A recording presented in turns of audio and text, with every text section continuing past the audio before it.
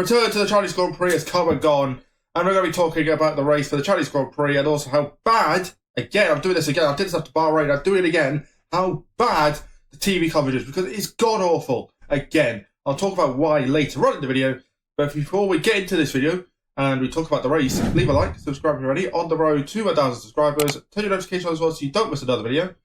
Let's talk about this let's talk about the Chinese Grand Prix, which I feel like was a race of, it was okay, it was an okay race. It started off a bit stinky, but you know, it got a bit chaotic in the middle part of the race. The end kind of fell away the same way the race started. A little bit of fun with Alonso, but as you can see next to me, unsurprisingly, I said that we'll talk about this yesterday, we'll talk about it again.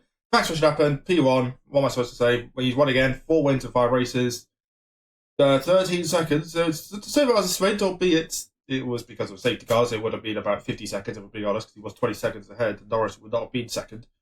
So, yeah, it's it was a very comfortable win for Verstappen. I mean, he didn't even try, probably, for that second part of the race. If we're being brutally honest, he probably didn't need to do anything. He was that comfortable. So, yeah, great result for Verstappen. And we'll look at the championship later on, because there's nothing else to talk about. But, yeah, Verstappen very well as not expected. Lando Norris, P2 in the McLaren, his best results of the season. Obviously, P3 in Melbourne, I think it was. And here he is now in P2 in the McLaren. First P2 of the season, as I said. 14th podium without a win. Fraud. Sergio Perez, third. Was that joking? Before you Norris fans cancel me. Sergio Perez in the Red Bull third. First time this season there's no 1-2 finish. So, that's interesting. Perez P3. It was kind of a simple Perez drive again from last year. Not as bad, but just couldn't get past Norris. Similar to Australia, but still P3. It's a podium. It's still not bad. Charles Leclerc fourth for Ferrari. First non-Ferrari podium this year as well, which is kind of bad to think. But before this race, Ferrari were the only team not to have a car on the podium every race. Yeah, Ferrari expected to be where Norris is, and they were nowhere near it. Like, both drivers had bad starts. Both dropped 2 places each, and then they just never really had the pace to recover. So, yeah, Leclerc P4, that's the best you can do. Carlos Sainz, Marshall just copy and paste what I said in P5. He was a little bit worse. He was probably worse even, finishing quite further down into the lot.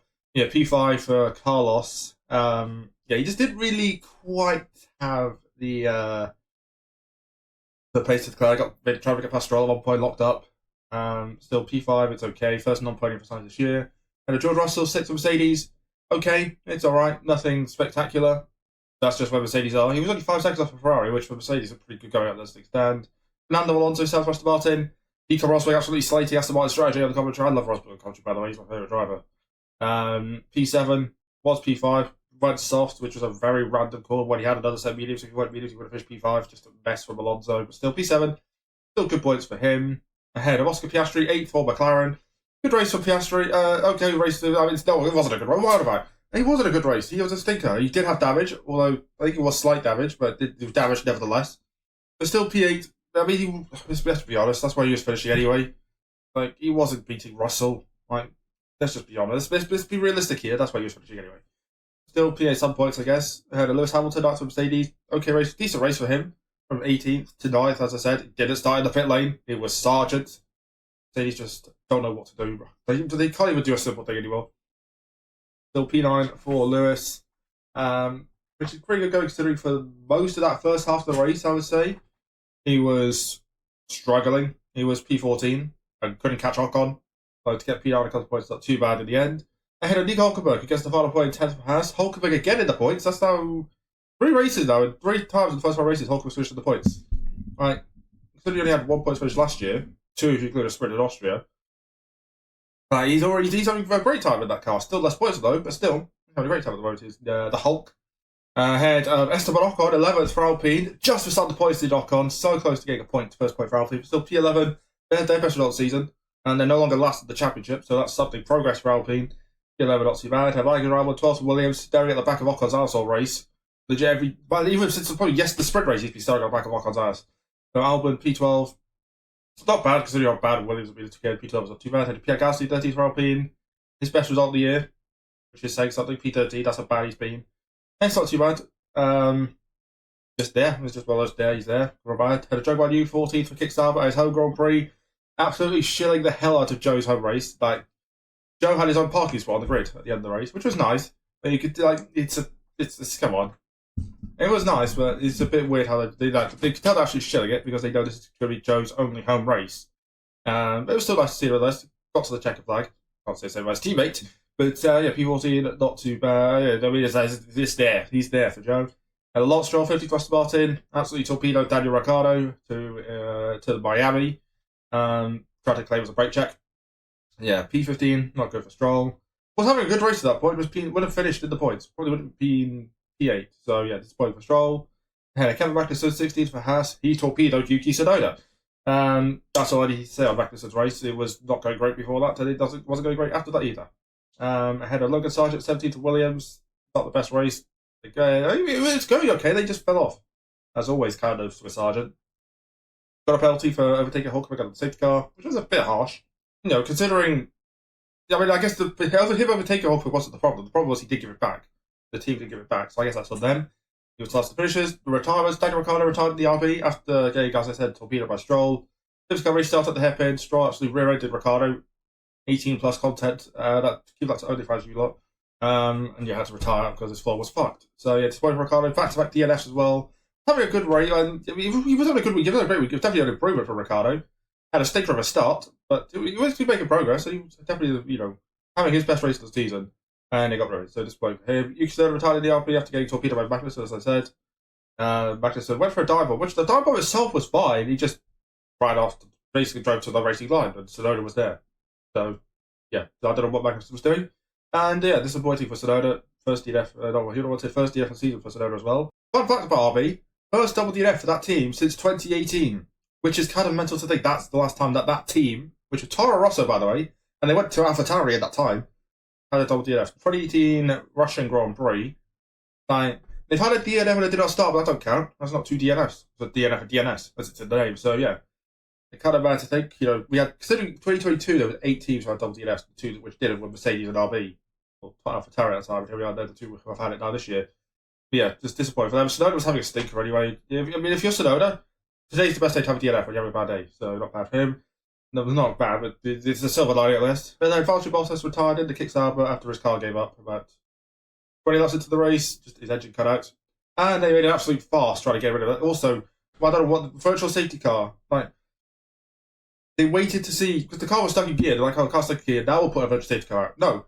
Bottas, they should have been, virtual safety car as soon as he was stopped, and then you go, okay, if the car's stuck in gear, safety car, not the other way, not yellow flag to virtual safety car, so he went to safety car eventually. Yeah, poor Valtteri was having a decent race, could have got a point because he was with Hulkenberg, so he maybe could have got P10. He would be P10, P11 Bottas, so yeah. Not bad. He was having a good race. Wasn't able to see the checker flag first, DNF of the year for him. And as I said, the safety car was absolutely farce. What else is a farce? The TV coverage. I can't be asked for this TV broadcast anymore. Like, start the race, lap 1, going into turn 1. Let's go aboard with Lando Norris. I don't want to go on board with Lando Norris at the start. There's 18, 19 other cars. I can only see 3. Why are we watching Norris? And then they do it again halfway through the lap. I'm like, why are they so far up Norris's ass? I don't get it. Like, again, there was another point where Gasly hit his mechanic in the pits. Take out what's going on about it. Let's watch a replay of Lance Stroll's pit stop. Let's watch a replay of Yuki Tsunoda. Why? It wasn't until 5 laps later they actually saw the Gasly incident. There was definitely others which I'm forgetting. I think there was a Hamilton one as well. Like, it's so bad. I hate this. God, they missed Alonso passing Piastri because they were too busy showing a replay of Alonso pitting. Like, why? So they decided to do it on purpose at this point. Like, every single person who worked in that fucking bus or truck or whatever it is should be fired immediately. Like, 'cause they can't do anything. They are pathetic, they are useless, and they are killing the coverage. Simple as that. Rant over. Let's talk about the Drivers' Championship. So as you can see here, I don't know what the screen. This is the championship they have on the F1 website. I don't know why it's this, but Max Verstappen, you can see, leads the championship. He might as well have the championship already at this point. Sergio Perez second. Again, what was that? 35 points behind 25? No. 25 points? No. Yeah, 25 points behind Verstappen. I could do maths. That means probably what it's going to be. Charles Leclerc, Carlos Sainz, third and fourth. Lando Norris, Oscar Piastri, fifth and sixth. Just Noah's Ark. And then Russell, Alonso, Hamilton, Stroll, top 10. Hamilton has 19 points after 5 races. That includes a sprint. That is mental to think, to be honest. I said last row 10. Yuki Tsunoda 11th as well, the RB. And you have Oliver Behrman 12th in the Ferrari on 6 points. He's going to finish, I said he's going to finish 14th in the championship, Behrman. And I'm pretty sure that's going to happen. Hulkenberg will go ahead of him, and so will Magnussen. And then you have Magnussen, he won't.